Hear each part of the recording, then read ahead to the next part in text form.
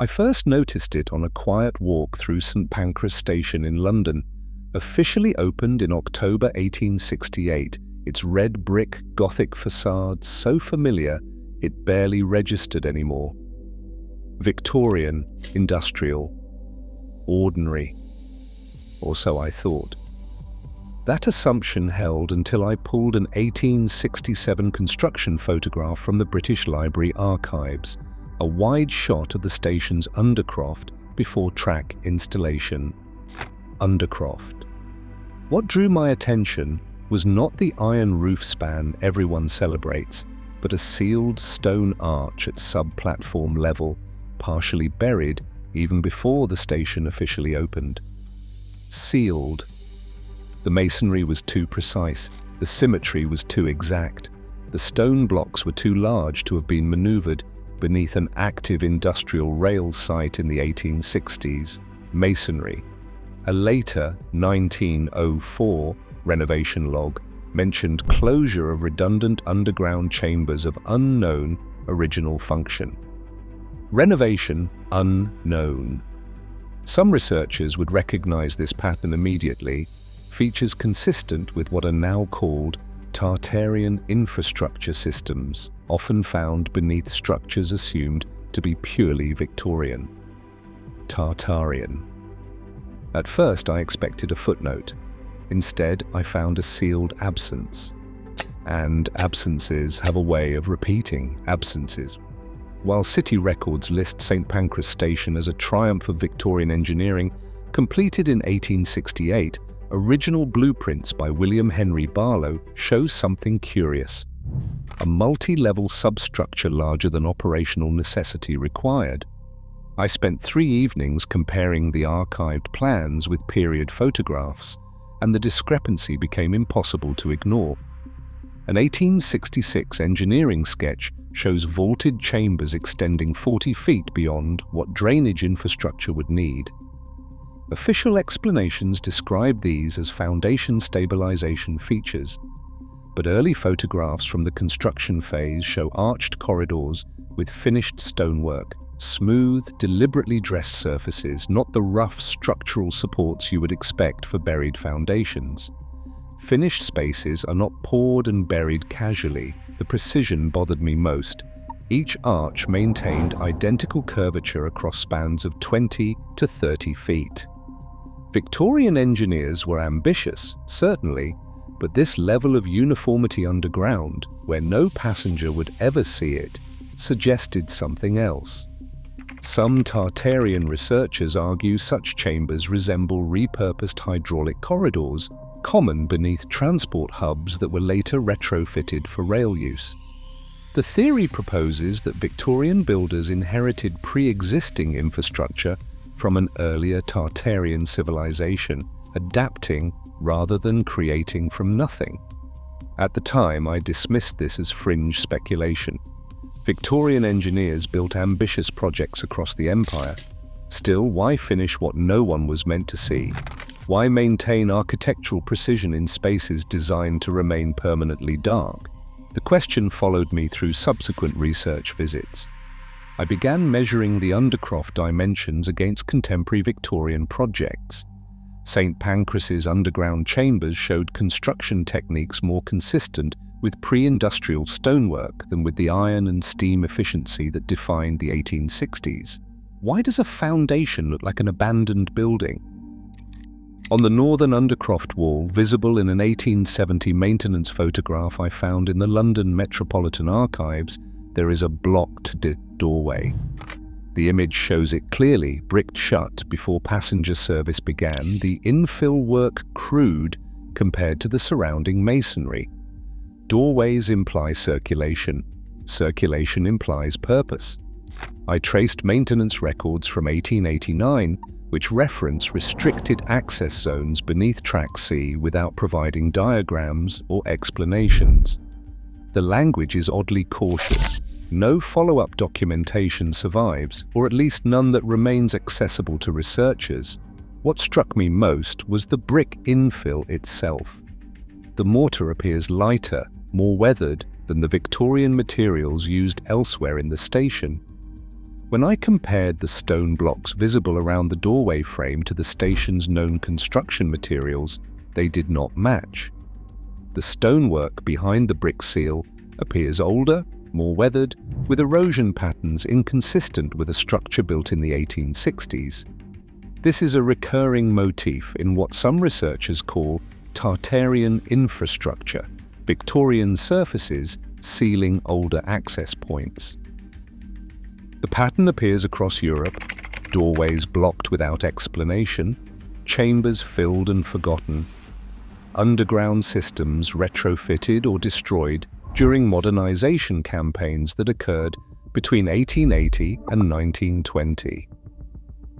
I requested access to the undercroft twice. Both requests were denied on structural safety grounds. When I asked if the sealed doorway had ever been examined during subsequent renovations, the archivist looked uncertain and suggested I contact the station's current engineering department. They never responded. You do not brick up doors unless someone once walked through them, and you do not forget to document such closures unless documentation itself becomes inconvenient. While St Pancras was rising in London, mid-19th century atlases, including John Cary's 1806 map, still labelled vast regions of Central Asia as Tartary. I mention this not as a digression, but as context for what follows. Mainstream history treats this designation as a naming artifact, a catch-all term for poorly understood territories beyond European knowledge. The conventional narrative suggests these regions were simply unexplored, their civilizations unrecorded until Western cartographers arrived. Alternative researchers suggest something different, that Tartary reflected an actual civilizational system, one whose infrastructure predated the modern nation-states that later claimed these territories. This interpretation remains controversial. Academic historians dismiss it as misreading historical nomenclature, yet the architectural similarities keep appearing. I noted this context only because the engineering signatures I was documenting at St Pancras matched features that Tartarian researchers identify in structures across former Tartary regions: identical vault geometries, hydraulic chamber designs, and precision stonework that predates the tools supposedly available to create it. Maps can forget faster than buildings do. Cartographic labels change with political boundaries. Infrastructure once built remains even when buried, even when sealed, even when deliberately forgotten.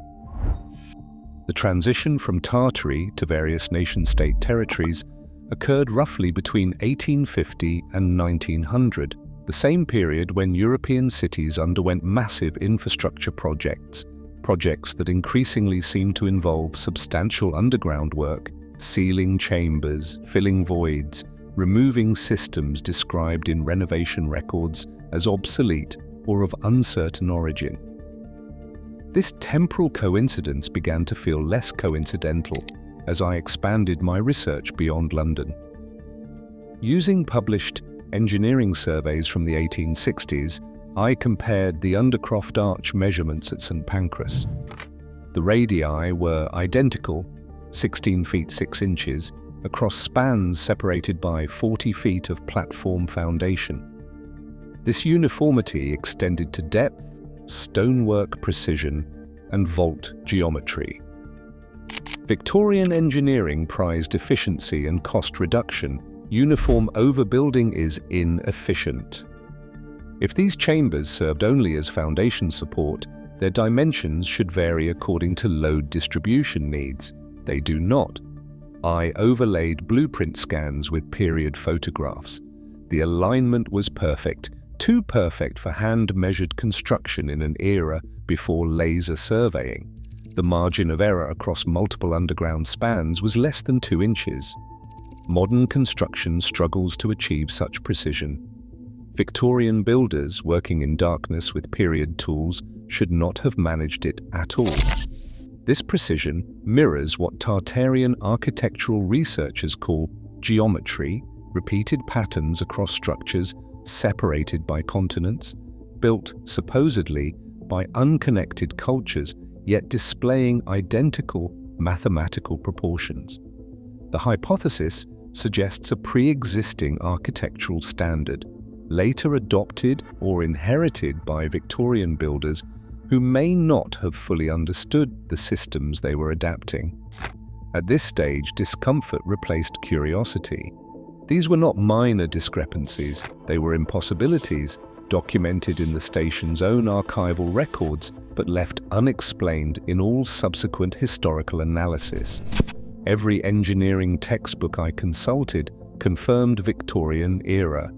Limitations, hand-cut stone, manual lifting equipment, gas lamp illumination for underground work. None of these constraints appeared to have affected St Pancras' underground construction. The precision suggested either revolutionary techniques that went entirely undocumented, or the presence of pre-existing infrastructure that Victorian engineers merely connected and concealed. Why does infrastructure beneath the station appear more deliberate than the station itself? Gare de l'Est in Paris, officially opened in 1849, contains subterranean vaults that appear in municipal plans that predate the railway's construction. I discovered this detail in a Parisian engineering journal published in 1845, which describes existing stone chambers encountered during excavation for the new rail terminal. The single word existing suggests surprise. Engineers do not typically express surprise about features they designed. The chambers included pressure channels and ceramic-lined conduits that seem entirely unsuitable for simple drainage. According to the journal, the ceramic linings showed wear patterns consistent with long-term hydraulic use. Tartarian researchers identify such systems as hydraulic regulation networks, part of a larger water management infrastructure that they argue predated the national rail systems of Europe. The theory proposes that railway engineers discovered, rather than built, many of the underground chambers now attributed to Victorian construction. When I examined construction timelines, the discrepancy deepened. Gare de l'Est was built in under 3 years, a remarkable speed that official histories attribute to efficient French engineering. But the 1845 journal suggests a different explanation. Much of the underground work was already complete. Engineers were adapting existing spaces, not excavating from nothing. A follow-up article from 1847 mentions modification of ancient conduit systems for modern railway drainage requirements. The word ancient appears without explanation, as if the author assumed readers would understand the reference. Why were chambers already there before construction began, and why does no subsequent documentation explore their origin? The ceramic-lined conduits were removed during a 1902 renovation. The removal orders cite modernization of obsolete infrastructure, but they give no detail about what replaced these supposedly obsolete systems. In fact, photographs from the 1920s show the same underground spaces now empty, their walls scarred where the ceramic linings had been extracted. Grand Central Terminal in New York, completed in 1913, incorporated substructures from earlier stations dating back to 1871. Demolition photographs from the 1903 reconstruction show massive stone arches beneath the site, far older in appearance than the 40-year-old depot they supposedly supported. I obtained these images from the New York Public Library Digital Archive. The stonework stands out immediately. What stands out is the stonework quality. The blocks are enormous, some weighing several tons, fitted with precision joints that leave no space for mortar. This technique, often called ashlar masonry, requires sophisticated lifting equipment and mathematical precision in stone cutting. Think of the word ashlar when you look at those joints. The 1871 depot was built rapidly, in under 18 months, during a period of intense competition between rail companies. Such speed seems incompatible with the painstaking stonework visible in the demolition photographs. The contrast feels rapidly at odds with careful craft. A 1903 renovation memo preserved in the Grand Central Partnership archives, notes the removal of obsolete underground systems of indeterminate origin. That phrase appears again, the same uncertainty that turned up in London and Paris records. The memo provides no technical specifications, no diagrams, no explanation of original purpose. Later documentation simply refers to foundation clearance and moves on. By 1913, when the current Grand Central Terminal opened, all reference to the earlier underground systems had vanished from official records. The disappearance is indeterminate. I compared the demolition photographs with construction plans from the 1870s. The underground arches visible in the images do not appear in the 1871 blueprints. This suggests they predated that station, but no earlier structure is documented at the site before 1871. The evidence points to something predated the depot. Cities keep inheriting things they do not remember building, or they remember and choose not to record the inheritance. The distinction matters less than the pattern. Across continents, underground infrastructure appears without clear origin, gets repurposed briefly, then vanishes during early 20th century renovations. Notice the repeating pattern. Across multiple stations, London, Paris, New York, hydraulic chambers were either sealed or removed between 1890 and 1920. I documented this pattern through renovation archives, cross-referencing dates and the language used in official reports. The detail on hydraulic installations recurs in many places. The official explanation remains consistent: modernization. Electric lighting replaced gas. Steel framing replaced stone vaulting. New drainage systems made old chambers obsolete. The word modernization appears in report after report. Yet modernization usually replaces systems while documenting the improvements made. These renovations did something different. They erased. Chambers were filled with concrete without prior survey. Systems were removed without recording their specifications. Underground spaces were sealed without diagrams of what they contained. The act of removal feels like an intentional erase. A Vienna Westbahnhof maintenance order from 1895 instructs workers to fill unused subterranean voids immediately upon discovery. The language is oddly urgent. Why immediately, and what risk did empty chambers pose? The instruction reads as urgent. Tartarian theory suggests these were not random modernization efforts, but a coordinated suppression of pre-existing infrastructure. The hypothesis proposes that as nation-states consolidated control over former Tartary territories, evidence of earlier civilizational systems was systematically removed to support narratives of progress and development. The idea that modernity built everything from nothing, rather than inheriting and adapting what already existed. The theory centers on the word Tartarian. I cannot prove coordination, but the temporal clustering is striking. Between 1890 and 1920, major European and American rail terminals underwent similar underground renovations, all involving removal or sealing of chambers whose original purpose was described as uncertain or obsolete.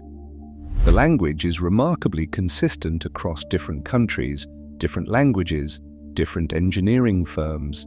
The pattern is striking. Why modernize by forgetting?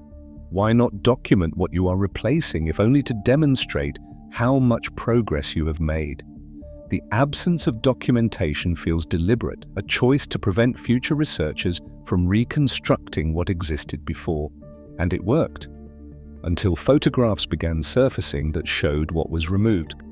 Comparing 19th century rail maps with older city plans reveals curious routing decisions. Rails often curve around features that no longer appear on modern maps, subtle deviations that make no engineering sense unless something beneath the ground dictated the path. In Budapest, the approach to Keleti station follows a peculiar arc, avoiding a direct route through what appears on 1840s maps as empty land. When I examined pre-railway city plans from 1820, that empty land was marked with a notation I could not fully translate, but which included the word Tartarian, possibly describing architectural style or origin. Similar deviations appear in Prague, Warsaw and Bucharest, cities on or near territories labelled Tartary on early 19th century maps. In each case, railway lines curve around specific locations without clear topographical reason. Later development filled these avoided zones with buildings, erasing any surface evidence of what the rail planners sought to circumvent. When I asked a railway historian about these routing choices, she suggested they reflected property acquisition difficulties or geological concerns. But the curves are too patterned, appearing in different cities under different legal and geological conditions. Coincidence becomes harder to maintain when patterns repeat across unconnected sites. If one city avoided a buried feature, that is pragmatic engineering. When a dozen cities do so using similar curved approaches during the same 30-year period, it suggests shared knowledge of what lay beneath. What did railway engineers in the 1860s and 1870s know that subsequent city planners forgot or chose to forget? The deviations suggest they had access to maps or surveys showing underground features worth avoiding, features that do not appear in modern historical records. Why does buried infrastructure dictate modern design without leaving any documented explanation for why those design choices were made? Star-fort adjacent stations in Eastern Europe reveal identical vault geometries. I discovered this while examining photographs of underground chambers beneath terminals in Prague, Krakow and Lviv. The vaults share not just similar proportions, but exact mathematical specifications: 16-foot radii, 8-foot keystones, and identical arch angles. Blueprint overlays confirmed the match. When I digitally superimposed construction plans from stations built 30 years apart, in cities separated by hundreds of miles, the underground vaults aligned perfectly. The margin of error was less than 3 inches across 40-foot spans. These are not stylistic choices. Style varies with local tradition, available materials, and individual architects' preferences. Mathematical identity suggests something else entirely. They are templates. Templates imply standardization, a pre-existing architectural system that multiple builders followed, consciously or not. In the case of these Eastern European stations, the standardization extends to details that serve no decorative purpose: stone block dimensions, weight distribution patterns, and underground chamber proportions that would never be seen by passengers. Tartarian researchers point to these signatures as evidence of inherited infrastructure, suggesting that builders across Eastern Europe were adapting remnants of a unified architectural system rather than independently developing similar designs. The alternative explanation that Victorian railway companies coordinated underground construction specifications across multiple nations, languages, and engineering firms raises its own questions about why such coordination would occur without any documented agreement or communication. I found one reference in a Prague engineering report from 1877 that mentions adherence to existing foundation parameters encountered during excavation. The phrasing suggests constraint rather than choice, builders working around something already present rather than starting from clear ground. Templates imply standardization. Standardization implies either coordination or inheritance. The archaeological evidence increasingly suggests the latter. Renovation records increasingly show removal without documentation. This pattern intensified after 1890, precisely when electrical systems and modern plumbing began replacing older infrastructure across European cities. In Vienna's Westbahnhof, the 1895 order I mentioned earlier instructs workers to fill unused subterranean voids without surveying their contents or preserving records of what was removed. The order came from the city engineering office, not the railway company, suggesting municipal rather than commercial motivation. Similar instructions appear in Prague, 1893, Berlin, 1897, and Budapest, 1901. The language varies slightly, but the approach remains consistent: immediate filling or sealing, minimal documentation, no preservation of removed materials or systems. What stands out is what is not said. None of these orders explain why immediate action was necessary. None justify the absence of survey work. None acknowledge that filling chambers without documentation would make future archaeological or engineering research impossible. This suggests the impossibility was the point. I spoke with a municipal archivist in Vienna who specialized in late 19th century infrastructure. When I asked about the absence of renovation details, she paused, then said that period was very efficient. She added that they focused on progress, not preservation. But even progress typically requires documentation, if only to prove that progress occurred. The systematic nature of this erasure is what aligns with Tartarian theory. Researchers in this field argue that as modern nation-states consolidated, evidence of pre-existing civilizational infrastructure became politically inconvenient. Better to remove and forget than to acknowledge inheriting what you claimed to have built from nothing. You do not document what you do not want rediscovered. And based on renovation records from 1890 to 1920, someone very much did not want these underground systems rediscovered. Sediment layers beneath multiple stations indicate rapid burial events, not slow accumulation. I confirmed this through geological surveys conducted during modern subway expansion projects that intersected older railway infrastructure. In London, a 2015 Crossrail excavation report notes compressed sediment layers containing mixed Victorian and earlier material below foundation level beneath King's Cross Station, adjacent to St Pancras. The sediment showed characteristics of rapid deposition, angular rather than rounded particles, poor sorting, and mixed temporal markers. These features indicate sudden burial, not gradual accumulation over decades. Official geology calls it urban fill, construction debris deliberately deposited during building phases. This explanation works for surface layers.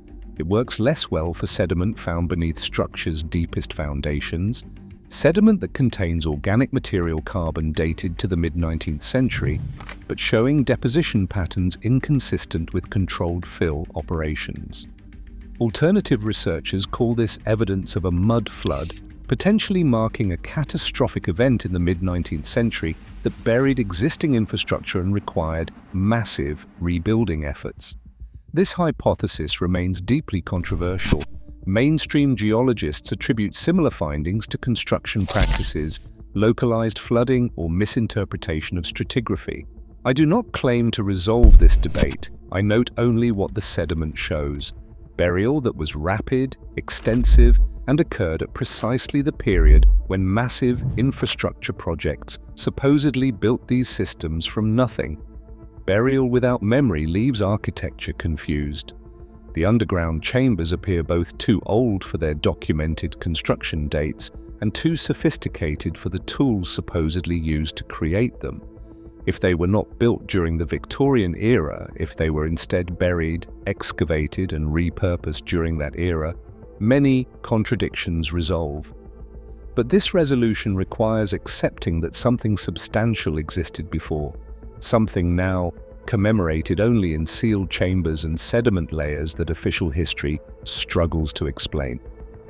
Across continents, the same features appear: sealed doors, hydraulic chambers, identical vault radii, ceramic-lined conduits, removed during early 20th century renovations. These are not isolated anomalies, they form a pattern, a global signature that defies the constraints of the era. In the 1860s and the 1870s, international communication was slow, engineering knowledge was regionally specific, and railway companies competed fiercely rather than coordinating. Yet underground infrastructure from this period shows standardization that would be remarkable even today. This alignment supports Tartarian infrastructure hypotheses.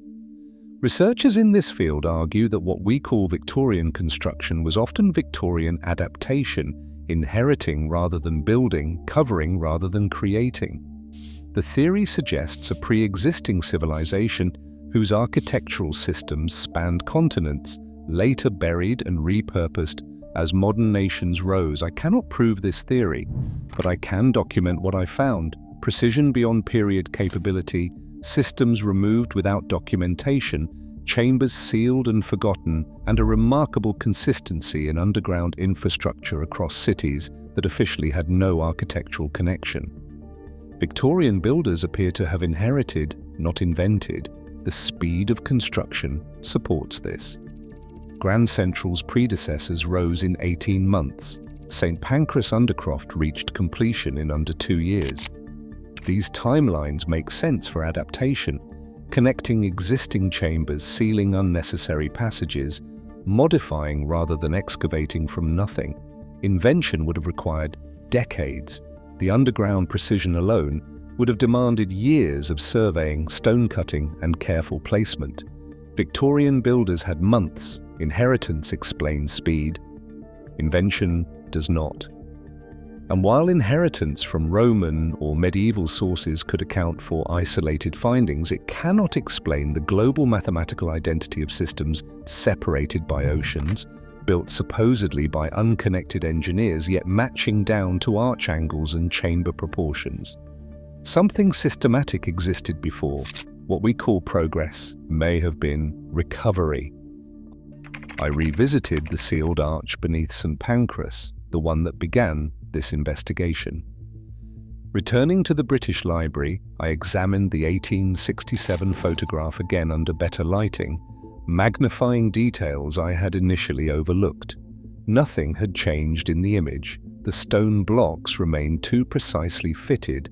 The arch symmetry stayed perfect. The sealed doorway still suggested circulation through spaces that supposedly never existed, but I had changed.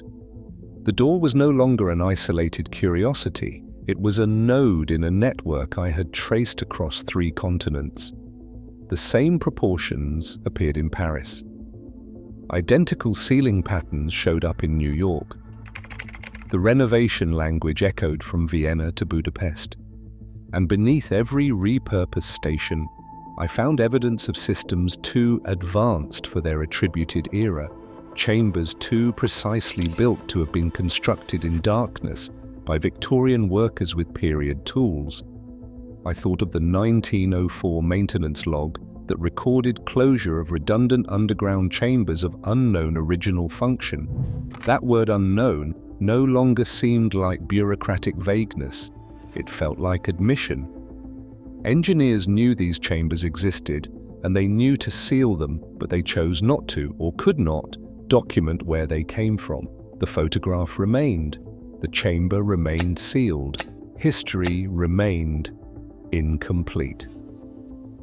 Standing in the archive, looking at that stone arch frozen in time before the station officially opened, I understood what bothered me most. It was not the sealed door itself. It was not even the systematic erasure of evidence across multiple continents. It was the certainty with which official history declares completion, the confidence that we know what was built, when, and by whom, while sealed chambers beneath our cities hold architecture that defies those confident declarations. We are told we built modern civilization from industrial progress and Victorian ingenuity, but what if we only inherited it? What if the progress we celebrate was renovation? The documentary closes on an archival photograph detail, the sealed doorway at St. Pancras, half buried, unlabeled, frozen in 1867 before passengers ever walked above it. No conclusion, only the question: what was sealed because it was no longer meant to be remembered?